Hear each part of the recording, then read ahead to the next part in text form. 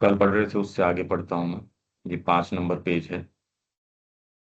श्री अरविंद द्वारा यह स्पष्ट रूप से स्थापित किया जा चुका है कि बाह्य प्रतीकों के एक मोटे आवरण के पीछे वैदिक मंत्रों में एक गहन आत्म तत्व संबंधी और परम आध्यात्मिक सत्य निहित है, जो कि जब वैदिक मंत्र प्रथम प्राप्त हुए या ऋषियों द्वारा रचे गए, तब से लेकर सहस्राब्दियों से भारतीय आध्यात्मिक संस्कृति के समस्त समृद्ध एवं बहुमुखी विकास के पीछे प्रेरणा एवं शक्ति के शाश्वत स्रोत रहे हैं। बाह्य प्रतीकों का जो मोटा आवरण है, आवरण मतलब उसके ऊपर कवरिंग है, वो लगती तो आपको फिजिकल है, पर उसके पीछे डीप स्पिरिचुअल ट्रुथ हमारे ऋषियों ने वैदिक मंत्रों के पीछे ये इस चीज को रखा। श्री अरविंद द्वारा वेद का अध्यात्म परक विश्लेषण, मतलब श्री अरविंद ने जो इंटरप्रिटेशन किया है वेदों का, वो ये कह रहे हैं मेरी जो हाइपोथेसिस है या जो मेरा ये कहना है, मैं ये कह रहा हूं कि वेद के अंदर डीप स्पिरिचुअल ट्रुथ है। ये कोई कर्मकांड की उसकी केवल बात नहीं है। विश्लेषण उनके अपने गहन विशाल और उच्च आध्यात्मिक अनुभव एवं ज्ञान पर आधारित है, जो कि साथ ही साथ भाषा विज्ञान और पारंपरिक ऐतिहासिक मंतव्यों द्वारा भी सुदृढ़तया अभिपुष्ट है। भाषा विज्ञान, फिलोलॉजी, क्योंकि श्री अरविंद खुद ये कह रहे हैं मैंने इन आधारों के ऊपर अपनी हाइपोथेसिस को वेरीफाई किया। तो उन्होंने कहा कि फिलोलॉजिकल इसके बेसिस ऑफ वेदा, फिर बाद में आपके हिस्टोरिकल, कि क्या जो अर्थ मैं लगा रहा हूं वेदों से वही अर्थ निकलता है। हम ये इतनी बात इसलिए कर रहे हैं कि ये जो भी आपको वर्ण व्यवस्था या कोई सी व्यवस्था बाहरी लगती हो, या पर ये बहुत डीपली स्पिरिचुअल व्यवस्था है और इसका डीपर अर्थ है। ये जो ये प्रचलन आप के अंदर, हाँ, अभी अभी आप किस किताब से पढ़ रहे हैं? वेद वही जो रहस्य वर्ण से। व- वर्ण व्यवस्था वाली चल रही थी वही है। हम्म।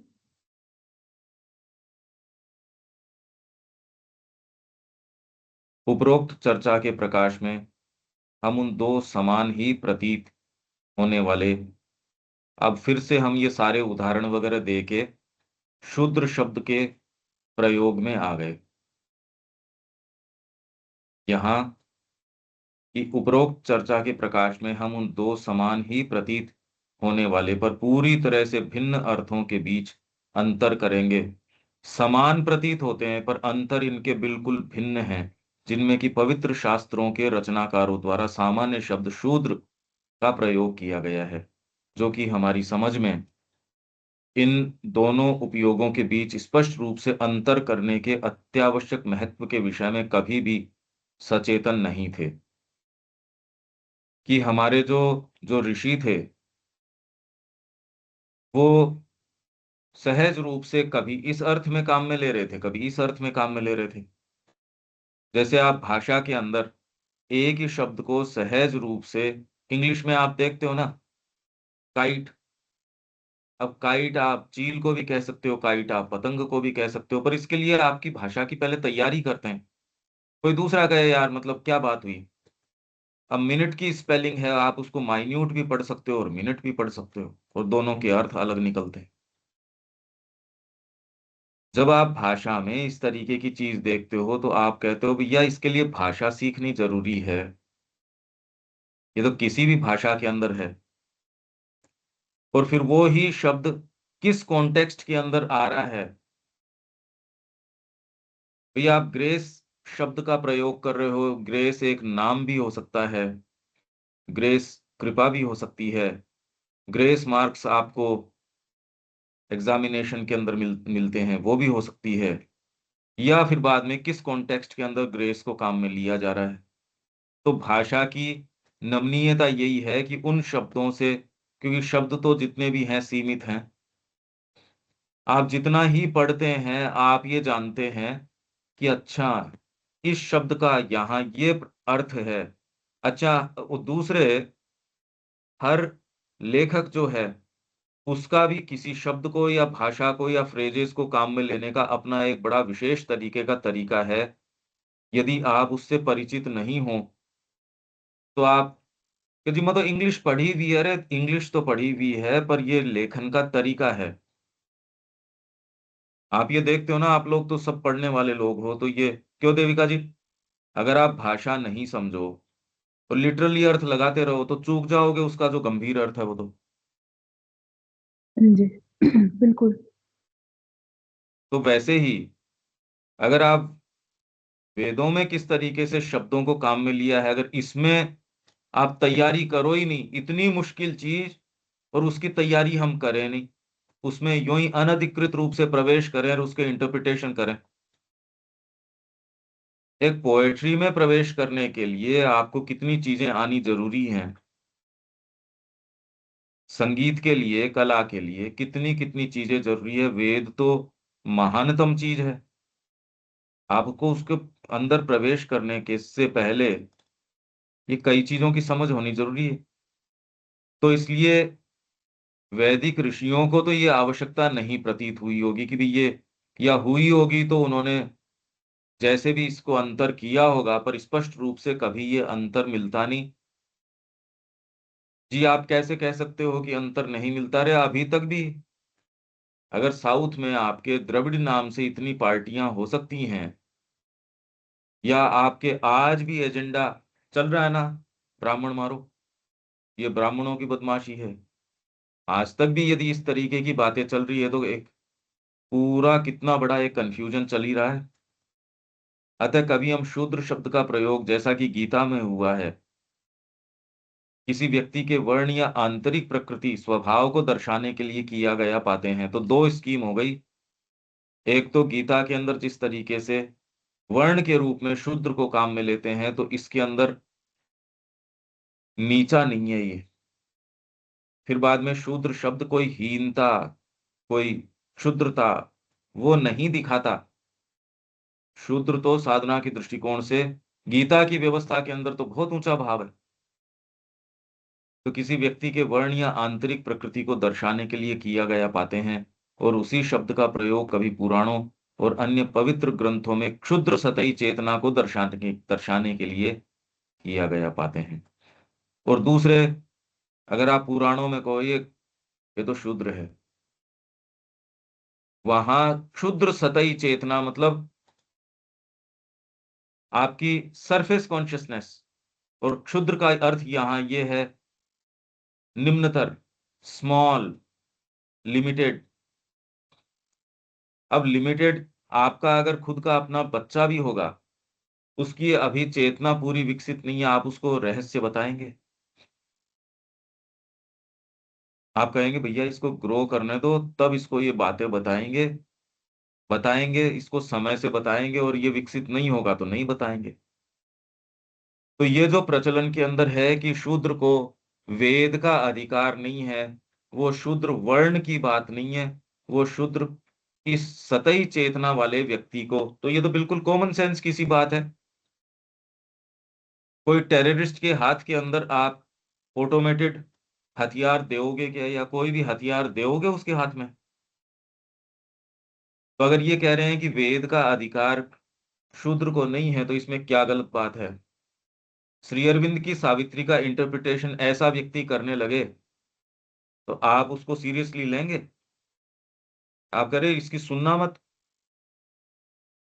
आपका विद्रोही यदि आपके बारे में अफवाह फैलाने लगे तो क्या उसकी सुने जाने लायक बात है? तो ये दो स्कीम हो गई। एक तो वर्ण के अर्थ में जब बात की जाती है वो तो गीता अर्थ निकालती है, या ग्रंथों में कई बार सतही क्षुद्र मतलब स्मॉल, छोटी चेतना, तो छोटी चेतना का व्यक्ति तो कोई रहस्य निकाल ही नहीं सकता, तो इसमें ठीक ही बात है। वेद में यदि वो अनधिकृत रूप से प्रवेश करेगा तो वेद को करप्ट कर देगा। क्यों ये ठीक बात है देविका जी? अब ये समझ में आ रही है कि ये स्कीम, हाँ जी। तो ये तो कॉमन सेंस की सी बात है, इसमें क्या दिक्कत है? हाँ जी। यहां तक कोई दिक्कत है क्या रविकांत जी? नहीं, स्पष्ट है, क्लियर है। शूद्र वाला डेफिनेशन जो है वो अब जैसे हमें समझ में नहीं आ रही है, तो हम भी शूद्र में आएंगे जब हमारी हमारी समझ सीमित है, उदाहरण के तौर पे। और हमारा इतनी चेतना विकसित नहीं है, और हम सावित्री पढ़ रहे हैं, तो हम शूद्र ही तो कहलाएंगे। हाँ और क्या उस होगा? अर्थ में, हाँ बिल्कुल, उस अर्थ में, हाँ। उस अर्थ में हम शूद्र कहलाएंगे। हाँ, तो ये अगर कहें कि शूद्र को वेद का अधिकार नहीं है, तो इसमें क्या गलत बात है? गुरु के पास जाएगा, उनसे सीखेगा, वो खुद ही निकल पड़े साहब मैं वेद का इंटरप्रिटेशन, और मैं इससे, और मेरे को वेद से भी मतलब नहीं है, मैं इससे रोजी रोटी अपनी चला लूं, इससे पेट भर लूं। कोई भी व्यक्ति यदि अध्यात्म को भी मोटिवेटेड तरीके से करेगा, तो वो अध्यात्म को अध्यात्म थोड़ी छोड़ेगा, वो तो बाजार बना देगा उसका। ऐसे व्यक्ति के हाथ में यदि आप अध्यात्म को देते हो, तो आप कहते हैं यार इसके अध्यात्म में तो क्या सुख है। संगीत भी जब आप पेट भरने के रूप में काम में लेने लगते हो, तो संगीत में संगीत थोड़ी बजता है। ये बातें तो समझ में आती हैं। तो ये वाली बात में क्या दिक्कत है कि शूद्र को वेद वाक्य का अधिकार नहीं है? कॉमन सेंस की सी बात है। पर यह बात शूद्र वर्ण पे लागू नहीं हो रही, शूद्र मतलब सतही छोटी निम्न चेतना के ऊपर लागू हो रही है। तो आप कह रहे हो बिल्कुल ठीक बात है, इसमें दिक्कत क्या है? हर किसी को आप पायलट नहीं बना सकते, हर किसी को आप प्रोफेसर नहीं बना सकते, हर किसी को कुछ भी नहीं बना सकते। हर कोई तो आपके बेस्ट जिम्नास्ट भी नहीं बन सकता। हर व्यक्ति तो वो जो जिम्नास्टिक्स करते हैं, कौन कर सकता है वैसा? सारे देशों के कर भी नहीं पाते। कोई कोई देश है इस चीज के अंदर महारत है, और उसके अंदर भी कोई कोई लोग ऐसे हैं कमाल करते हैं। तो वो व्यक्ति जो करेगा, उसको जो उपलब्ध होगी चीजें कि जी इसको स्टेज दो या इसको ये सुविधा दो, और किसी को मत देना। आपके अपार्टमेंट की चाबी आप कहे इसको दे देना, मेरे बेटे को मत देना, मेरे मित्र को इसको इसको दे देना। लैपटॉप बेटे को नहीं देना, क्योंकि अभी वो इसको हैंडल नहीं कर सकता। तो इसमें क्या गलत बात है? इसलिए हम ये शूद्र की ओर की बातें हमने इतनी करी। हमने देखा है कि किस प्रकार गीता यज्ञ के प्रचलित वैदिक सिद्धांत को स्वीकार करती है। अब यज्ञ, और यज्ञ को जो है हमने कितनी बात करी यज्ञ की, उसका अर्थ डीपर है, साइकोलॉजिकल है, आध्यात्मिक है। यज्ञ मतलब बैठ के ये कोई आहुति देना, ये ही नहीं है। और इसे एक गहन मोड़ और एक आंतरिक आत्मपरक और सार्वभौमिक अर्थ प्रदान कर देती है। तो उसी प्रकार हमने पिछले अनुभागों में देखा है कि किस प्रकार गीता मनुष्यों के चार वर्णों के सिद्धांत को स्वीकार करती है, और इसे एक गहन और आंतरिक मोड़, मतलब टर्न, उसको रुख देती है, और एक आध्यात्मिक अर्थ और दिशा प्रदान कर देती है। जब चातुर्वर्ण व्यवस्था, जो कि मुख्य रूप से साधना के दृष्टिकोण से हमारे जन्मजात स्वभाव के आध्यात्मिक वर्गीकरण पर आधारित है। आप आध्यात्मिक जीवन के अंदर ये ऐसी चीज नहीं है कि मुड़ गए तो अरे, पर आपका स्वभाव क्या है भीतर का? आप आध्यात्मिक जीवन के अंदर भी प्रैक्टिकली उसी तरीके से मूव करोगे जैसे आपके भीतर का आंतरिक स्वभाव है।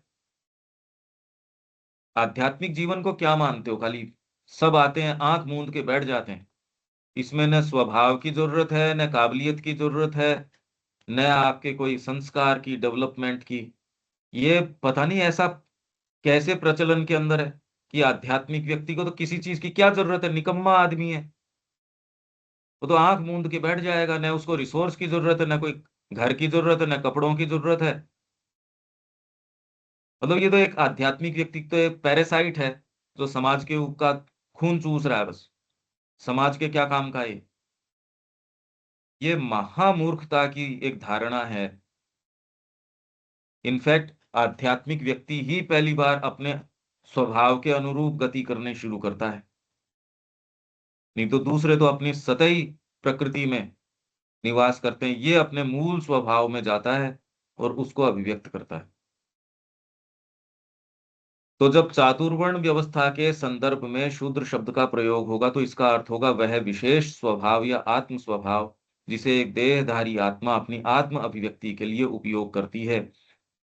इस भाव को या इस वर्ण को आत्मा अपने सेल्फ एक्सप्रेशन के लिए उसको सुविधा होती है, इसलिए वो एक पर्टिकुलर वर्ण लेके आती है। आप उसका नाम दे देते हो शूद्र या कोई भी, आप नाम हटा दो, कोई दिक्कत नहीं है, नाम हटा दो।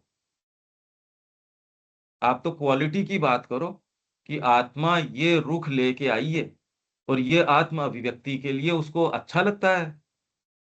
मैं वहां म्यूजिक के लिए जा रहा हूं तो म्यूजिक के साज लेके जाऊंगा, मैं वहां किसी दूसरी चीज के लिए जा रहा हूं तो वो वाली चीज लेके जाऊंगा। इसके अंदर अब मैं म्यूजिक के साज लेके गया तब पंकज जी और हो गए, मैं वहां लैपटॉप लेके गया तो अब उतना अच्छा रहा या कम अच्छा रहा, ये तो कोई बात ही नहीं है। तो अगर ये नाम हटा दिए जाएं और केवल इसी बात पे केंद्रित हुआ जाए कि अंतरात्मा अपनी आत्म अभिव्यक्ति के लिए पर्टिकुलर कोई स्वभाव चयन करती है, उसको सुविधा होती है। अरे कुछ तो करोगे आप, धरती पे आओगे तो शरीर भी धारण करोगे, कोई हाथ भी रहेगा, पांव भी रहेंगे, पेट भी रहेगा, उनसे संबंधित जो क्रियाएं हैं वो भी रहेंगी, पर इससे कोई वो बंद थोड़ी गई। ये उसके साधन हैं आत्म अभिव्यक्ति के। इसलिए वर्ण जो है, ये शूद्र का और का अगर नाम हटा दिया जाए, आप तो ये कहिए वो विशिष्ट स्वभाव जो अंतरात्मा अपनी विशिष्ट आत्म अभिव्यक्ति के लिए लेके आई है, तो इसमें ऊंची नीची बात कहां से आ गई। अब मेरे ख्याल से ये क्लियर होती जा रही है स्कीम, रविकांत जी।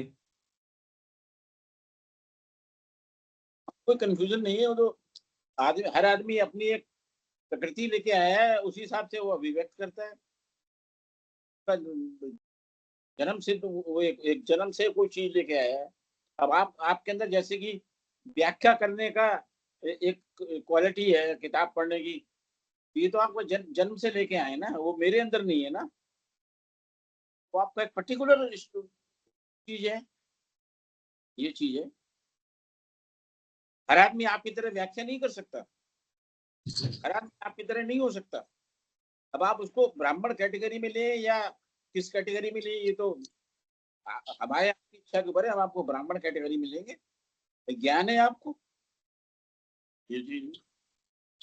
हाँ यह दिव्या जी। हाँ सामान्य जीवन और आध्यात्मिक जीवन में मूलभूत अंतर तो यही हुआ कि आध्यात्मिक जीवन में आत्मा के गुणों की अभिव्यक्ति पर ध्यान रहता है और सामान्य जीवन में कॉन्शियसली। अहम की अभिव्यक्ति पर लोगों का विशेष स्वभाव या ध्यान रहता है। हाँ मतलब इसमें आप सचेतन रूप से किसी ऐसी प्रेजेंस या ऐसी चीज के बारे में सचेतन हो जाते हो। हम्म, अब वो धीरे धीरे, पहले दिन तो आप इतना करोगे पर उत्तरोत्तर उसकी ओर चलते हो। इसके ऊपर भी अपन आएंगे कि द्विज का अर्थ क्या है, ये मेरे को आप याद करा देना। ये जब हो जाता है अच्छा। इसमें द्विज, द्विज क्या हम्म, होता है वो मैं पढ़ के बताऊंगा। ठीक। ये अपनी इंडियन कल्चर के अंदर पहली बार इस तरीके से खोला है अपन ने, और कहीं इस तरीके से खुला हुआ मिलता नहीं। तो द्विज क्या होता है, और ये भी अगर और ऊंची चेतना में जाओ आपका, ठीक है ये कहने की बातें हैं भाई, ये शब्द तो काम में लिए जाते हैं जिससे कुछ समझ जाएं, बस इतनी बात है। और शब्दों से परे जाके जब आप उस भाव में जाते हो तो जिसके लिए शब्द प्रयुक्त किए जा रहे हैं तब आप समझते हो। अभी तो क्या शब्दों के माध्यम से समझते हो, तो उसकी लिमिटेशन है। फिर बाद में एक्चुअल जब उस जगह की ब्यूटी देख लेते हो तो कहते हैं यार शब्द तो पूरी चीज एक्सप्रेस कर ही नहीं सकते। तो ये शब्द तो एक प्रकार से इंगित कर रहे हैं, ये पूरा विश्व आपको एज इफ संकेत कर रहा है किसी दूसरी चीज का। और ये बड़ा लिमिटेड है। जब उस ये जिस चीज का संकेत करता आप वहां चले जाते हो, एक बच्चा कोई पिक्चर बनाएगा किसी मूल कोई चीज का, वो तो क्या बनाएगा। जब आप मूल में चले जाते हो तो फिर बाद में बच्चे की बनाई हुई जो जो पेंटिंग है वो भी आपको कि हाँ अब मैं समझा ये क्या बनाना चाह रहा है। वो भी आप समझ जाते हो, ये पृथ्वी को भी समझ जाते हो, यहाँ जो चीजें चल रही हैं वो भी समझ जाते हो, और आप ये भी समझ जाते हो। भाई एक संगीतकार है, उसके मस्तिष्क में जब आप प्रवेश करते हो तो उसने आज तक कितना भी संगीत किया हो, पर वो तो उससे ज्यादा महान है, वो कोई सीमित थोड़ी है उस बात से। तो अध्यात्म भी एक केवल शब्द है यूं तो, क्योंकि ये अभी तो वैरायटी तो दुनिया में आध्यात्मिक सो कॉल्ड लोगों की घूम रही है, उससे देख लो, वो तो घूम ही रही है, और उनकी अलग अलग तरीके की अभिव्यक्ति है, उससे विचार तो उठता ही है। श्री अरविंद ने सारी चीज को कहाँ उठा के कहाँ ले गए, ये देखिए। तो आगे चलते हैं। तो इस अर्थ में इस शब्द यह शब्द इस वर्ण के व्यक्ति के लिए किसी भी प्रकार की मूलभूत हीनता का भाव नहीं रखता कि शूद्र कोई हीन है, बिल्कुल नहीं। केवल एक अहमात्मक और सतही चेतना ही है जो जातिगत श्रेष्ठता के अभिमान को उचित ठहराने के लिए इस प्रकार के भाव को प्रश्रय देती है, और श्रम या सेवा कार्य को हीन और ज्ञान प्राप्ति को श्रेष्ठ समझती है। साधना में हम तो इसको उल्टा मानते हैं, सेवा कार्य सबसे श्रेष्ठ है, और ज्ञान प्राप्ति यदि अहम के लिए की जाए तो ये समय नष्ट करना है। तो ज्ञान किसका, जब गुरु आपको प्राप्त हो गए। वो एक हमारे आते थे, भजन गाते थे, वो अच्छे व्यक्ति थे। अब ध्यान कर रहे थे तो गुरुजी ने आके जोर से थप्पड़ की मारी, अरे कहा अभी तो मैं जिंदा हूं, ध्यान किसका कर रहा है, अभी तो मैं बैठा हूं ना, मैं जब नहीं रहूं तब मेरा ध्यान कर लेना बाद में। अब ये बात किसी को ईगोइस्टिक लग सकती है, पर यही सत्य है। तो ये ज्ञान प्राप्ति को श्रेष्ठ श्रेष्ठ समझते हैं, सेवा कार्य को हीन समझते हैं। है बात सच्चे दृष्टिकोण से उल्टी। जब अपनी विशिष्ट अभिव्यक्ति और पार्थिव विकास के लिए अंतरात्मा स्वयं कोई भाव अपनाती है, तो तत्वतः इसमें किसी प्रकार की श्रेष्ठता और हीनता का प्रश्न तो हो ही कैसे सकता है। मैंने आज येलो कपड़े पहने तो आप अच्छे हो गए, आज ग्रीन कपड़े पहने तो बुरे हो गए। अरे ये क्या बातें हैं। आप भोजन कर रहे हो तो आप हीन हो गए, आप युद्ध में चले गए तो आप श्रेष्ठ हो गए, या आप ज्ञान दे रहे हो तो श्रेष्ठ हो गए। ये बचकानापन है चेतना का जो ऐसी बातें करता है। चूंकि अंतरात्मा स्वयं ही अपने विकास की किसी प्रणाली विशेष को अपनाती है, तो वही अपने सच्चे स्वरूप तक पहुंचने का उसका मार्ग विशेष हो जाता है। मैं घर की सफाई कर रहा हूँ, मैं टॉयलेट वगैरह साफ कर रहा हूँ, ओहो इनके तो बताओ कैसा, बेचारे ये नीचे गिर गए। आप कह रहे बात क्या कर रहे हो तुम। इसके अतिरिक्त यदि आंतरिक दृष्टिकोण से देखें तो सच्चा सेवा भाव तो आत्मा के आविर्भाव का सूचक है। सेवा करने की मन में आएगी, प्रेम जो सहज रूप से माँ के प्रति, और उनके लिए अगर प्रेम होगा तो काम करने में, नहीं तो काम जो है वो समस्या है। और अगर प्रेम हो जाएगा तो आपका सच्चा कर्मयोग हो जाएगा। प्रेम के बिना नहीं कर सकते आप कर्मयोग, कि मैं कर्म योग कर रहा हूं और प्रेम मेरे को है नहीं, नहीं कर सकते, कर ही नहीं सकते। आत्मज्ञान आदि का प्रयास व्यक्ति को सात्विक तो बना सकता है, इससे अधिक इससे कोई सच्ची उपलब्धि प्राप्त नहीं होती। इसीलिए हमको अगर कहें तो आध्यात्मिकता से और से वास्तव में सच्चा कोई सरोकार हमको नहीं है। न कभी ये सोच के आए कि हमको आध्यात्मिक मार्ग में जाना है, कभी नहीं सोचा। माँ अच्छी लगती है, ये करवाएं, वो आध्यात्मिकता हो तो बहुत अच्छी बात है। उसका जो अर्थ निकलता है सो है। हमको किसी चीज से कोई परहेज नहीं है। यदि माँ का कार्य इससे सिद्ध होता और माँ अगर ये चाह रही हो कि ये करो, नहीं तो अर्जुन जो कर रहा था उसको आप आध्यात्मिक कार्य बताओगे, श्री कृष्ण जो कार्य कर रहे थे उसको आप आध्यात्मिक बताओगे, भगवान श्री राम जो कार्य कर रहे थे। अब आज आप इंटरप्रिटेशन कर रहे हो, पर यदि डॉक्यूमेंट्रीज जो इनके ऊपर बनी हैं, उन्होंने तो राम को एक सामान्य व्यक्ति दिखाया है। वो तो कभी कोई अवतार की और उनकी घटनाएं वैसी कोई दिखा भी नहीं रही। तो हमने भी जो ये हवा बना रखा अध्यात्मकार सामान्य जीवन का, एक ऐसी चेतना है जो हंसती है इस माँ की एजेंडा के अंदर है, उन्होंने कहा अरे फॉल्सहुड है ये बिल्कुल फॉल्सहुड है। ये अंतर करना कि ये जीवन है, ये जीवन है, ये बचकानापन है। आत्मज्ञान आदि का प्रयास व्यक्ति को सात्विक बना सकता है, इससे अधिक कोई सच्ची उपलब्धि प्राप्त नहीं होती। अब आत्मज्ञान से भी सच्ची उपलब्धि नहीं होती, उल्टे इससे तो सूक्ष्म ज्ञानाभिमान और अहम केंद्रितता के बढ़ने की संभावना बन जाती है, जो परमात्मा के मार्ग में बहुत बड़ी बाधाएं सिद्ध हो सकती हैं। वहीं जैसा कि योगी श्री कृष्ण प्रेम कहते हैं, मुकुंद की सेवा ही है। ये कृष्ण प्रेम की पुस्तक में है। कितनी क्लैरिटी थी उनके कि अरे आत्मज्ञान वगैरह तो सात्विक है, सेवा ऑफ मुकुंद दैट इज निस्त्रैगुण्य। अगर ये निस्त्रैगुण्य है, गुणों से परे जाना है, तो सेवा करो मुकुंद की, माँ की सेवा करो और सेवा में आनंद लो, और कोई दूसरी निंदा में, स्तुति में, इसमें रस नहीं लो। तो आप ये देखोगे यार ये तो बहुत बड़ी बात हो गई। नहीं तो आपको आत्मज्ञान के अंदर भी रस आना शुरू हो सकता है, बड़ा पवित्रीकारक है, और वो सात्विक बना सकता है। सेवा आपको इस चीज का मौका नहीं देगी। सेवा में यदि रस आ गया, फुर्सत देगी क्या? अब इन दोनों का अंतर आप देख सकते हो रविकांत जी। आत्मज्ञान बहुत अच्छा लगता है, टेस्टी बहुत है वो, पर वो है अहम परक ही। वहीं सेवा की जब बात आ जाएगी, आपका बीइंग रस लेने लगेगा माँ की सेवा में, ये चीज कुछ और है। ये ही आपके सारे बीइंग को सोना बना देगा, ये बदल देगा। आपका सरोकार इससे होगा कि माँ की सेवा करें। मेरे को आत्मज्ञान आया या नहीं आया, वो तो अहम केंद्रित बना देगा। ये अंतर आप कर पा रहे हैं देविका जी? हाँ जी। बौद्धिक रूप से तो, हालांकि खैर इसको पचा पाना तो बड़ा मुश्किल है। आत्मज्ञान आ जाए तो आदमी पचा पाएगा उसको? संभव नहीं है।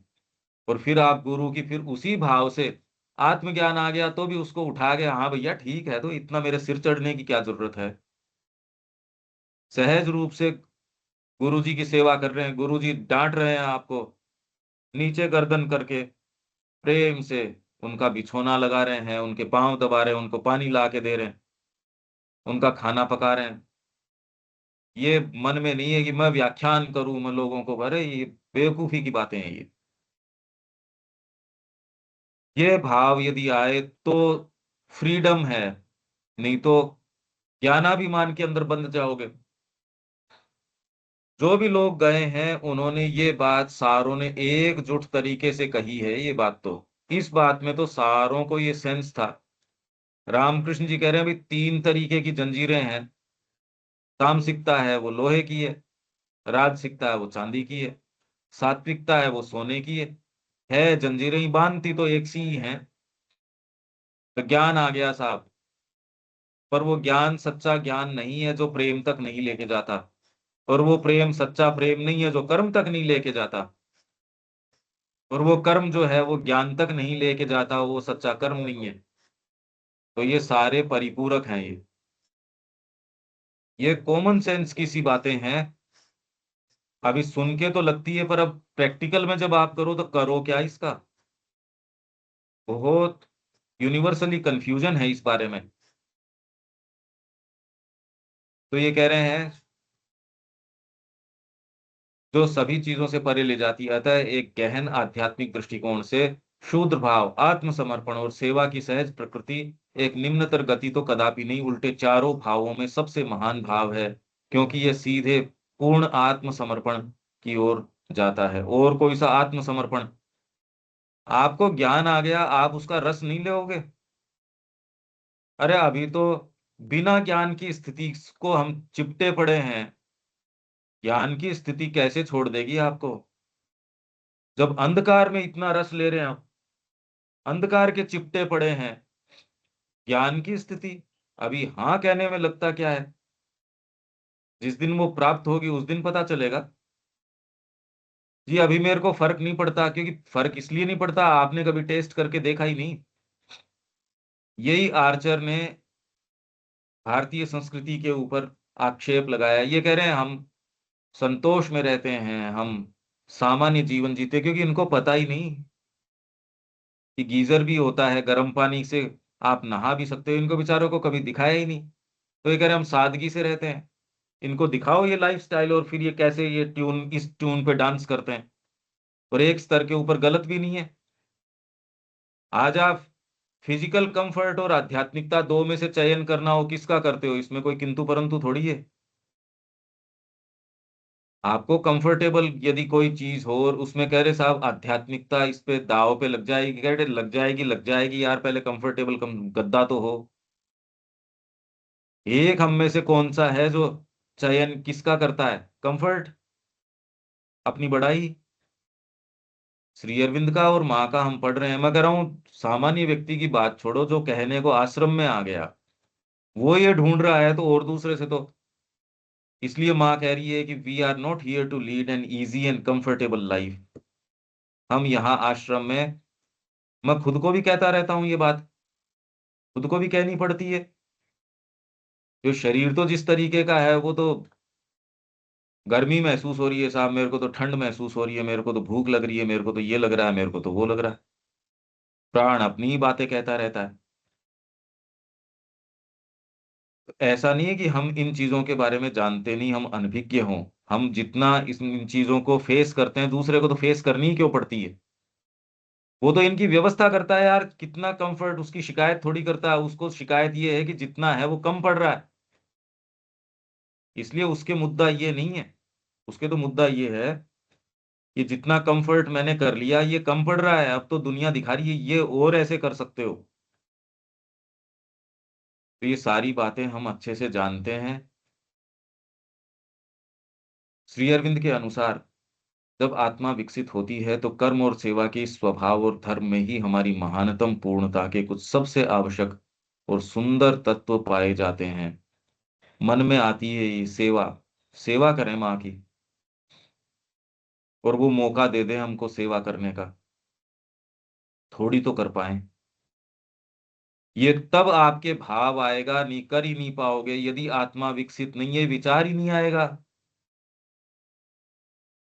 रह रह के आपके कंसर्न ये उठे। इसीलिए श्री अरविंद ये उसमें कह रहे माँ हमसे क्या मांग करती है, वो आपके हृदयों की मांग करती है। हृदय, आपका हृदय इसके लिए, अरे माँ की सेवा तो करी नहीं, माँ की सेवा करें। और ये भाव इतना इंटेंस हो जाए और कुछ दिखे ही नहीं, ये इस चीज का सूचक है कि आत्मा आपकी विकसित है। ये कोई बहुत बड़ी बात नहीं है। यूं आप रामानुज की किताब के अंदर पढ़ो, यमुनाचार्य जो है वो गए उस आदमी के साथ, सामान्य सा वो ब्राह्मण था, उसके साथ कि कई दिन तक वो उसको एक सब्जी ला के देता था रसोइये को, वो उसको खिलाई तो उससे सात्विक बुद्धि आई। एक दिन वो सब्जी ले जाके नहीं दी। राजा ने पूछा भी आज वो सब्जी नहीं आई?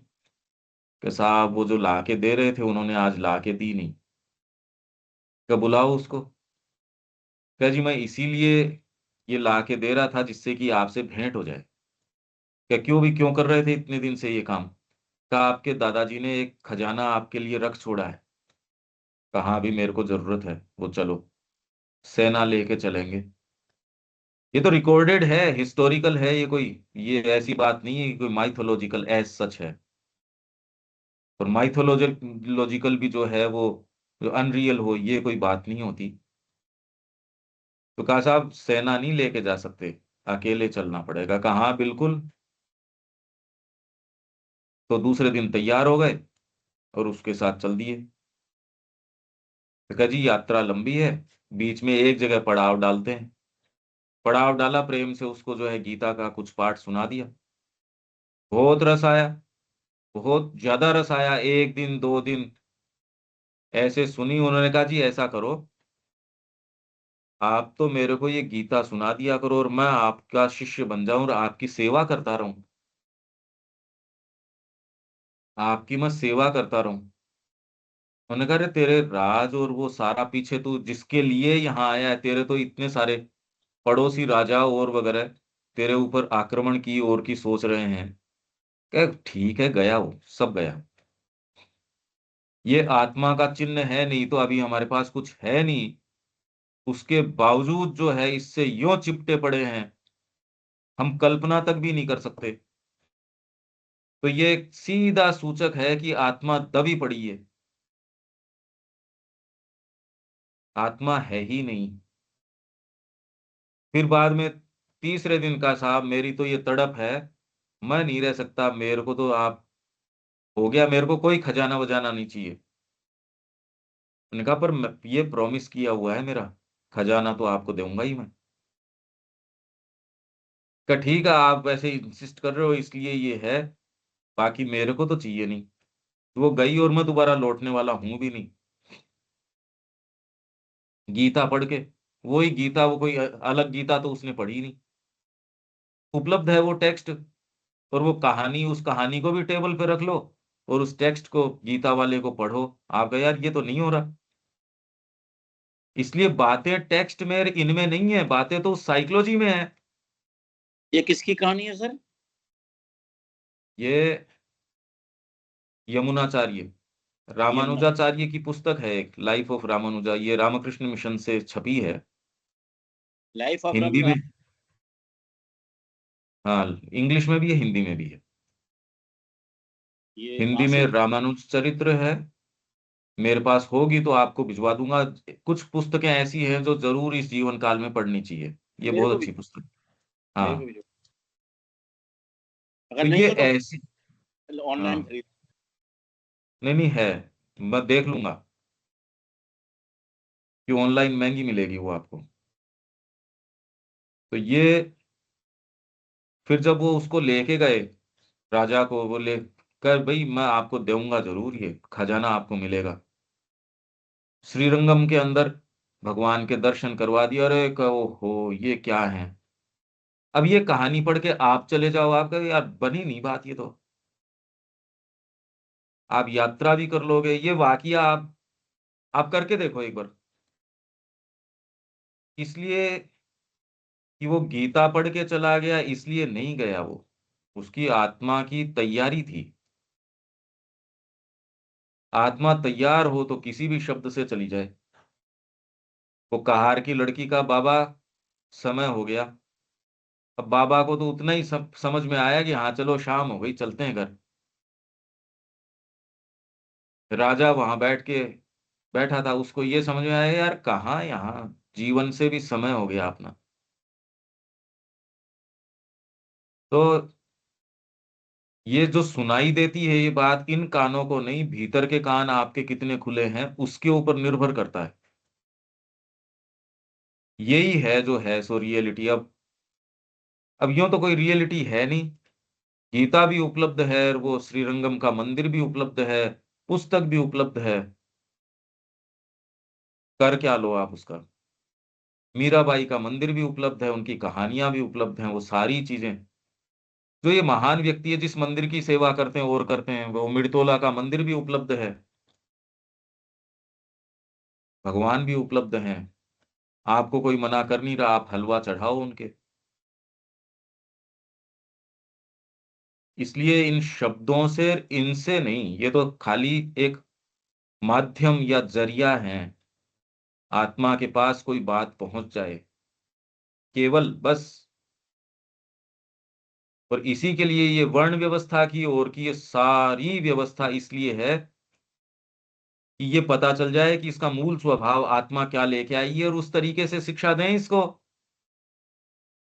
अब इसके अंदर आज की शिक्षा पद्धति का क्या लेना देना है। कॉमन सेंस की सी बात है, आपको सुविधा उस चीज के लिए करूं मैं, आप जिस चीज के लिए मेरे पास आए हो, जिस रोग के लिए वो हॉस्पिटल गया, उस तरीके से उसकी सुविधा उसको मिलनी चाहिए, वैसी दवाई मिलनी चाहिए, वैसी चीज मिलनी चाहिए। तो अंतरात्मा जिस विशेष अभिव्यक्ति के लिए आई है, वो सुविधा, वो शिक्षा, वैसा वातावरण उसको मिलना चाहिए। आज तो ये अच्छे वालों को ही नहीं पता कि मेरा वर्ण क्या है। ये है इसकी इंपॉर्टेंस, आत्मा के विकास का चिन्ह है। नहीं तो आप शब्दों में पढ़े रहो, चाहे ज्ञानाभिमान में जा सकते हो, सेवा में नहीं जा सकते। मैं इतनी बातें ये सेवा के लिए कर रहा हूं। कितना भी पढ़ लो, कितना भी कुछ भी कर लो, पर उसका अर्थ क्या लगाया तुमने? अर्थ तो ये है कि अरे माँ की सेवा करें, और उसी में मेरे को तो रस आता है, इससे जो होनी हो सो हो। फिर देखो आपकी सारी चीजें कैसे उद्दीप्त हो उठती हैं, प्रदीप्त हो जाएंगी सारी चीज, और नहीं सारी चीज रोग बन जाती है। आपका पढ़ा लिखा, मैंने इतनी बार सावित्री पढ़ी तो मैंने कहा यार इसका ढिंढोरा पीटने की क्या जरूरत है, इसमें तेरी क्या महत्ता है, इतनी पढ़ी मैंने। पर आदमी चीप होता है, बहुत ही घटिया होता है, बहुत ज्यादा चीप होता है। उसको सेंस ऑफ कि अरे मैं कुछ हूं, मैंने कुछ किया, जबकि उसने कुछ किया नहीं है सच। और सच्चा यदि आत्मज्ञान आ जाए तो आपको सात्विक तो बना सकता है, निस्त्रय गुण्य तो सेवा का भाव। अब ये टटोलने की जरूरत है कि रह रह के सोने में अच्छा तो लग रहा है, पर आप कह रहे हैं, अरे भैया शरीर खड़ा हो, माँ की सेवा करेंगे। इस जीवन काल में जितनी सेवा करी जाए उतना कम है। और इसलिए नहीं कि आपको कोई थोपी गई है, इसलिए कि मेरे को रस आ रहा है इसमें, मेरे को आनंद आ रहा है। तो ये एक स्टेट है, इसी के लिए ये सारी बातें, सारी चर्चाएं उस चीज के लिए है। क्यों रविकांत जी, ठीक है, ये बात समझ आ रही है यहाँ तक? हाँ, आ रही। जो हमारी दबी हुई आत्मा है, इसी तरीके से वो बाहर निकल के आ जाए, हाँ, ये यही मेन। काम है और कुछ। बिल्कुल। तो आत्मा विकसित होती है तो कर्म, और ये तो श्री अरविंद के शब्द हैं। ऑटोमेटिक होने कर्म लगेंगे, है जी। फिर कर्म वगैरह ऑटोमेटिक अपने आप होने लगेंगे, अच्छे कर्म। हाँ, ये है ना, आत्मा जब विकसित होती है तो कर्म और सेवा के इस स्वभाव में और धर्म में ही। इसलिए आपने कहा ये आप यात्रा शूद्र वाली क्यों कर रहे हो? अरे इसके माध्यम से कितनी बातें निकल के आ रही है, आप ये देखो।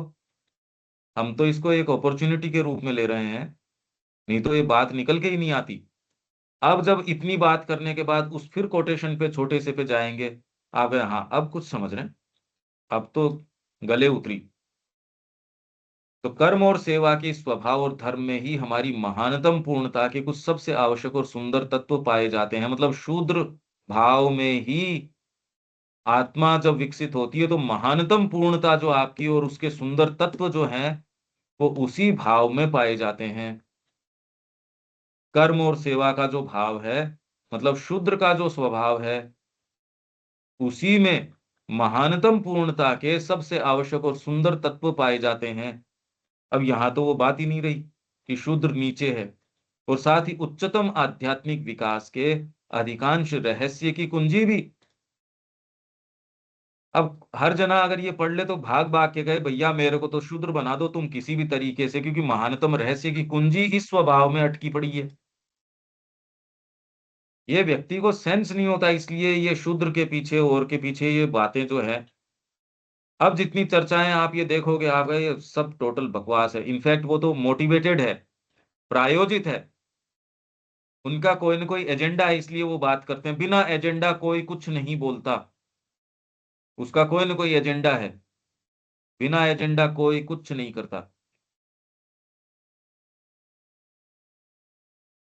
ठीक है, अब ये शूद्र का देखो आप, श्री अरविंद ने कहा इसको बिठाया इस भाव को, देविका जी।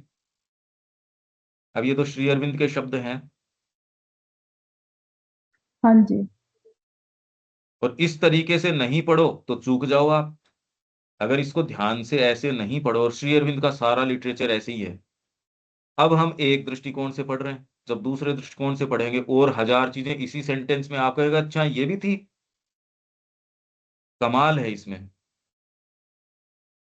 क्योंकि हमारे भीतर इस शक्ति के पूर्ण विकास से संबंधित आत्मा की शक्तियां सबसे अधिक महत्वपूर्ण हैं।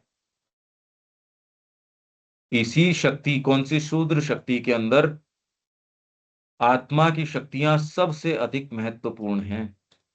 दूसरों की सेवा करने की शक्ति, अपने जीवन को ईश्वर और मनुष्य के लिए काम और उपयोग की वस्तु बनाने का संकल्प। नहीं तो आदमी और दूसरे हर एटीट्यूड में अपनी ओर केंद्रित रहता है। मेरे को आत्मज्ञान मिल जाए, मेरी साधना हो जाए, मैं अध्यात्म में चला जाऊं, मैं अपना समय नष्ट क्यों करूं तेरे साथ बैठ के। तो हमने ये पाया कि ऐसा व्यक्ति जो ज्यादा सीरियस है साधना के विषय में, वो ज्यादा ईगोइस्टिक है, वो आपके पास अच्छे से बैठ के हंस नहीं सकता, क्योंकि उसका ध्यान तो ये है। जिसका मोक्ष के अंदर ध्यान है, वो एक सामान्य आराम से आपके पास नहीं बैठ सकता। माँ के पास बैठा है तो ये देखेगा मेरा मोक्ष इसमें कैसे हो जाए, अरे तो वो माँ से नहीं मिल पाएगा, श्री अरविंदो की सेवा नहीं कर पाएगा। अब ये लोग बैठे थे, आराम से बैठे रहते थे श्री अरविंद के पास, कि वो गहन उसमें है ध्यान में। इनकी हिम्मत तो होती नहीं थी एक दूसरे को धीरे धीरे, अरे भैया तू पूछ ले। चंपक लाल जी बोलते थे निरोध बरन जी को कि आप पूछ लो ना इनसे। अब वो कई देर मान लो वो गहन उसमें है, हिम्मत किसी की पड़े नहीं, तो कभी तुम में से कोई सा चर्चा शुरू करो। तो फिर सारे ये जो ये इसमें है, ये इवनिंग टॉक्स में भी है, ठीक, और टॉक्स विद श्री अरबिंदो,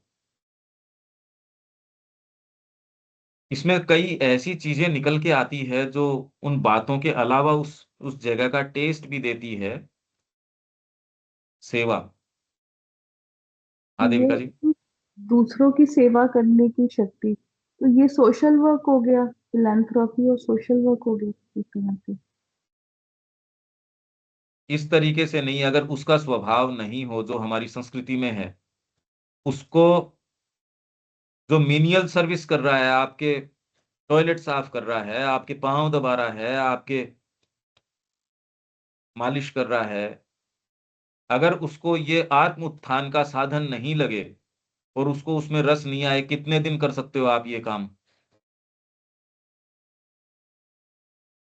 ये पूरे पूरे परिवार, पूरी पूरी परंपराएं अभी भी हैं। वो कह रहे हमको ये दिया हुआ काम है, मेरा भगवान की ओर जाने का यही रास्ता है, इसमें कोई ऊंच नीच हीन ये इसकी कोई बात ही नहीं है, हमारा कर्म है ये।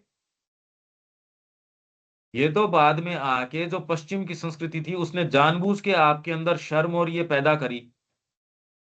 अभी भी यदि आपको सुचारू अपने घर को चलाना है, तो टॉयलेट भी उतना ही साफ होना चाहिए जितनी आपकी किचन साफ होनी चाहिए। इसमें क्या बात है भाई? ये तो आपने इसके साथ एक के साथ सेंस ऑफ सुपीरियोरिटी और एक के साथ सेंस ऑफ इंफीरियोरिटी जोड़ दिया।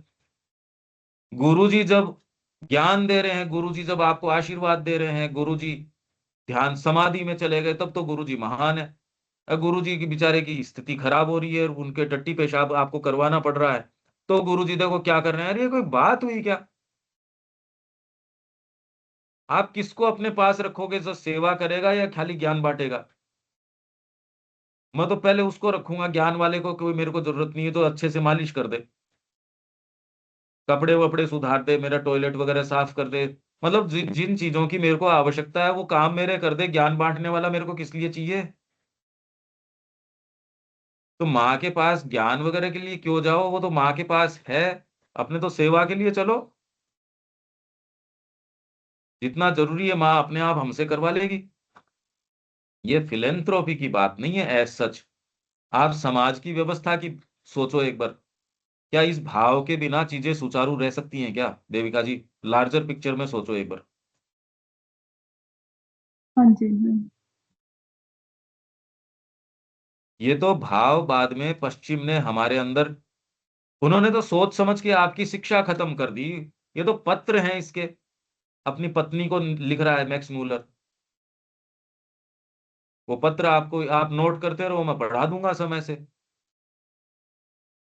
वो जो करने की उसने भी शायद इतनी नहीं सोची होगी कि मैं इतना सफल होऊंगा जितना कि वो सफल हो चुका अपने काम में, सब तोड़ दिया। वो कह रहा है कि मैं तो नहीं रहूंगा, पर मैं भाग्य लिख जाऊंगा इनका। और वो हो गई वो बात।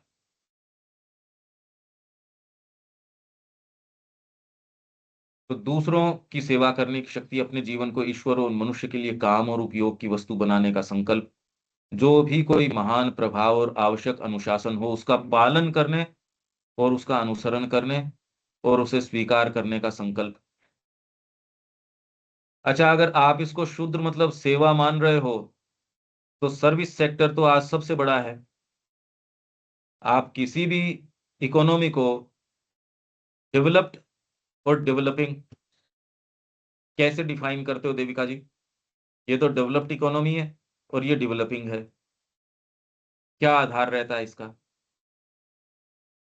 जहाँ पे कंफर्ट्स है, टेक्नोलॉजी है, भाई वो डेवलप। सर्विस सेक्टर आपका जितना बड़ा है ना, गुड्स और सर्विसेज, तो जितना भाग आपका सर्विसेज का है, जो भी आपके जीवन को जो प्रोवाइड कर रहे हैं वो सर्विसेज, जो भी सर्विसेज, ये हमने ब्लिंकिट, आंखें झपकी नहीं उससे पहले सामान आ गया आपके पास, इसको आप डेवलप्ड बोल रहे हो, तो सारे के सारे अभी भी जब बात ही सेवा की आप कर रहे हो तो आप तो शूद्र भाव की कर रहे हो एक तरीके से, हालांकि वो शूद्र है नहीं।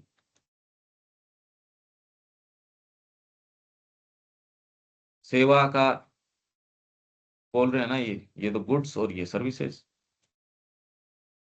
तो इसलिए ये क्या कह रहे हैं, वह प्रेम जो सेवा को अर्पित करता है, वह प्रेम जो बदले में कुछ नहीं मांगता। मैंने कह दिया प्रेम के बिना नहीं हो सकती ये। आपकी आत्मा डेवलप्ड है या नहीं है, आप अपने टेस्ट से संभालो कि माँ की सेवा करने का आपको कंसर्न है। ये ही इसी आधार पे मैं बोलता हूं कि भी कर नहीं पाते, और दूसरी चीजें रहती हैं। नहीं तो व्यक्ति को ये रह रह के उठे कि भी माँ की सेवा करें, अच्छा उसमें रस आ रहा हो, ये नहीं को कोई मजबूरन। नहीं समझते होंगे आपके इस भाव को, किसी और को कोई जस्टिफाई करने की या वेरीफाई करने की क्या जरूरत है। ये बात भूल जाओ कि आपको कभी भी कोई इस विश्व में प्रमाणित करेगा या कर सकता है, कभी नहीं कर सकता। इसलिए क्या सरोकार पड़ा है कि कोई दूसरे क्या बोल रहे हैं या क्या कर रहे हैं। आपको जो उचित लगता है, सही लगता है, माँ आपको जो प्रेरणा देती है, मुक्त रूप से वो करो। कोई भी आपका आकलन न कर सकता, न उसको करना चाहिए, खाली आपके गुरु कर सकते हैं। तो फिर इसलिए कि लोग क्या सोचेंगे, इसलिए कि लोगों पे इसका क्या प्रभाव होगा, ऐसी बात जब एग्जिस्ट करती ही नहीं, तो इसको सोच के और अपने जीवन को इनइफेक्टिव बनाना तो मूर्खता है। क्या एक बेसिक ये प्रेम से ही हो सकती है ये चीज, अदरवाइज ये नहीं हो सकती। देविका जी ये ठीक है ना, ये बात समझ आ रही है? हाँ जी। नहीं तो व्यक्ति जिंदगी इसमें निकाल देता है कि लोगों को प्रसन्न करने में, लोग क्या सोचेंगे। अरे यार लोग क्या सोचेंगे इससे क्या फर्क पड़ता है, उनको मतलब भी क्या है तेरे से, तो क्या है। तो हम तो अपनी आत्मा के आविर्भाव का ये सूचक है, इसको देखें कि आत्मा आपकी कितनी बार है। इसी से मेरे को सरोकार होना चाहिए, माँ की सेवा, बस। तो प्रेम जो सेवा को अर्पित करता है, वह प्रेम जो बदले में कुछ नहीं मांगता। नहीं तो व्यक्ति का रस इसमें आ जाता है, वो कहता है मैं तो लाइफ डिवाइन की क्लासेस लेता हूँ। मूर्ख बन गया मैं तो। अगर मेरे को कहा जाए तो मेरे को ज्यादा रस तो किचन में रोटी बनाने में आना चाहिए। ओहो, मैं किचन वाला काम मेरे से तो नहीं होता, मेरे को बिठा के पढ़ा लो। तो माँ तेरे से वो करवाना चाहेगी तो, ओहो मेरे को तो यहाँ दुर्गंध आती है, ये काम तो मेरे से तो नहीं हो सकता। बीमार की सेवा मेरे से तो नहीं हो सकती हो, मेरे को तो उल्टी आती है, मेरे को तो इसमें गंध आ रही है, मेरे को तो ये आ रही है। अगर सेवा करोगे तो ऑटोमेटिकली आपको एक पार्ट में समता आ ही जाएगी, माँ ला देगी। क्योंकि अगर माँ ने आपको जिन कंडीशंस में रखा है वो आप सहर स्वीकार करते हो, समता तो आ ही जाएगी। वो वाली स्थितियां हों जो आपको अच्छी लगती हैं, कोई जरूरी नहीं, हो सकती है नहीं भी हो सकती। जब आप हर स्थिति में ये देख के कि अरे माँ की सेवा, और उसमें रस ले रहे हो, समता सच्ची जितनी आनी चाहिए आ जाएगी अपने आप। यूं आप सोचो समत्व आए तो अरेंज कैसे करो स्थितियां, विपरीत स्थितियां कैसे अरेंज करोगे, उसके बिना समता का पता क्या चलेगा।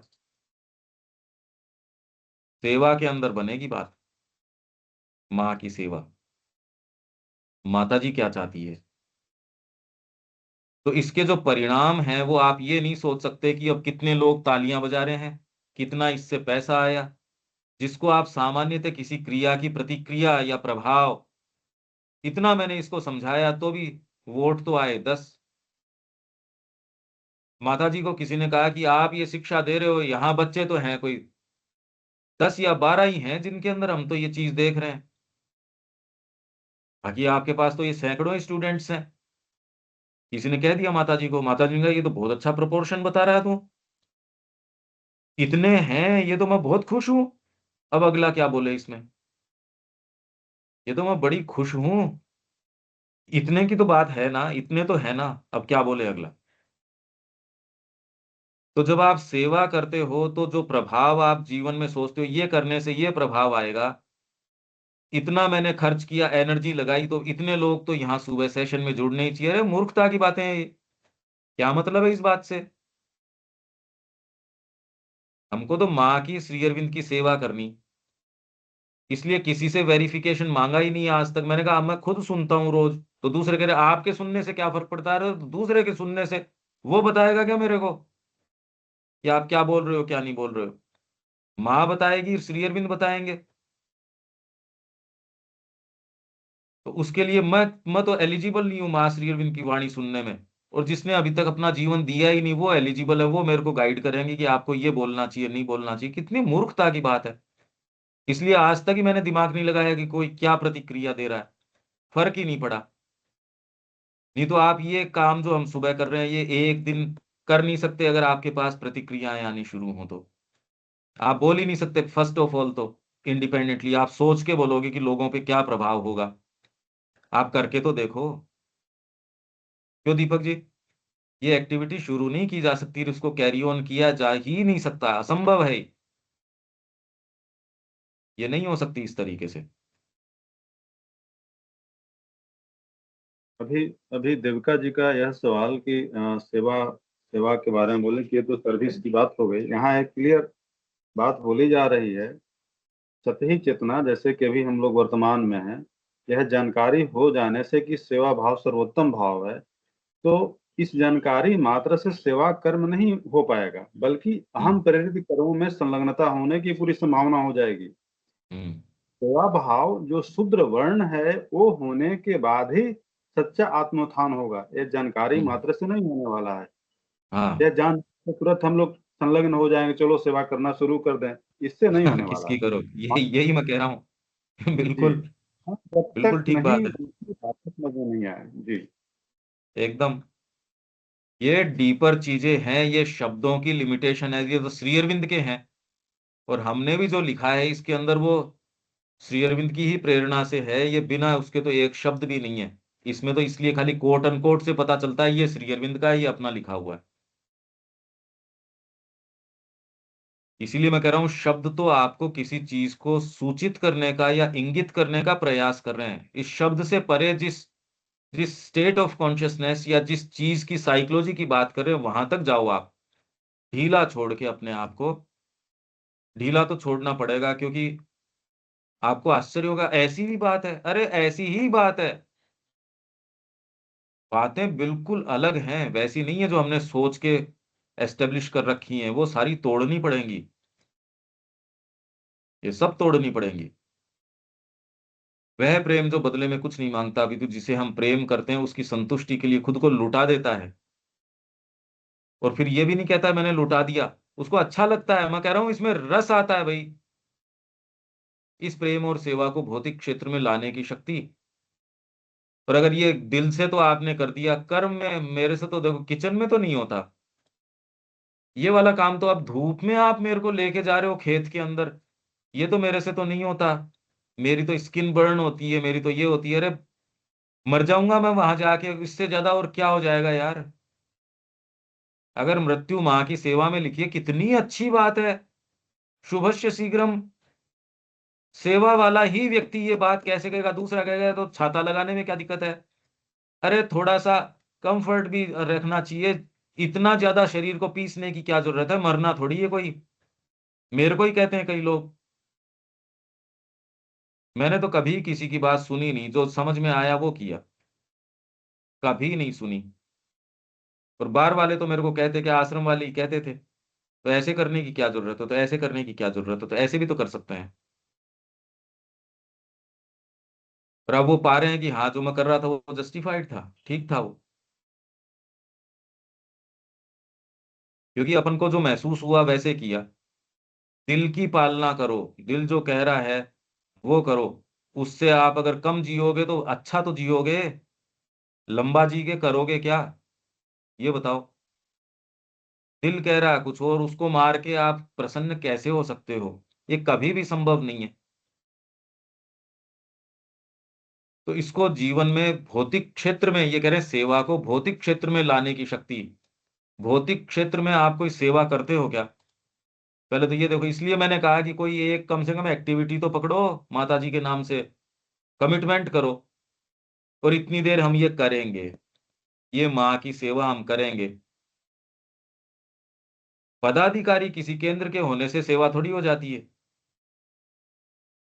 सेवा में सेवा क्या करते हो माँ की, ये देखो कि ये माँ की एक्टिविटी, ये सेवा इतनी मैं माँ की कर रहा हूं या कर रही हूँ।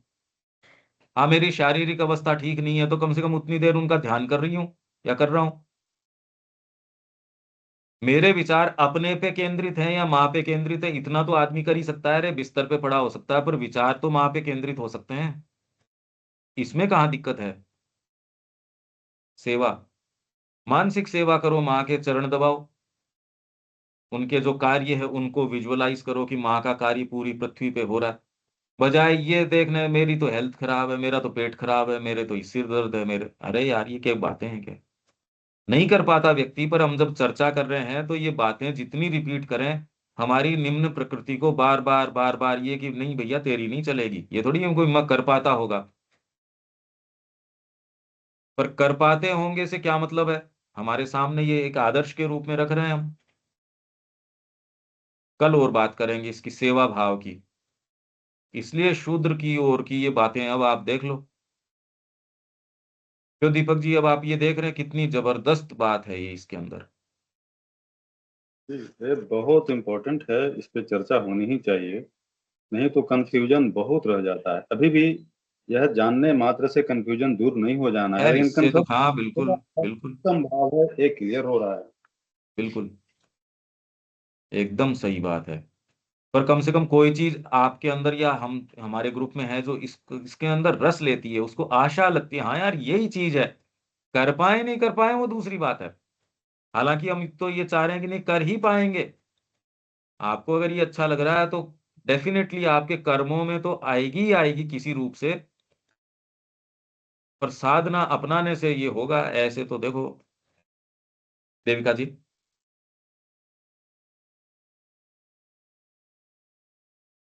हाँ जी, नहीं, ठीक है पंकज में थोड़ा और क्लैरिटी की जरूरत है हमको। और करेंगे बात इसके ऊपर, धीरे धीरे चलती रहेगी, जहां जितनी जरूरी है वो ऑटोमेटिकली खुलती जा रही है, हम कोई याद करके तो बैठते नहीं। सहज रूप से यात्रा चल रही है, जो बेस्ट है वो होता जा रहा है अपने आप ही। आप लोग पहले से तैयारी कर लीजिए तो और बढ़िया हो सकता है, ये सारों के लिए बाद में भी कोई सुने तो उसके लिए मीनिंगफुल हो सकता है, उसके लिए उपयोगी हो सकता है। जैसे शब्या जी ने कल पूछा कि हम मैं सुन रही थी आप बूर्जुआ जो शब्द है वो क्या है, तो मैंने उनसे शेयर किया। फिर अब पूछ लोगे तो उसके उत्तर तुरंत ही मैंने उनको फाइल भेज दी।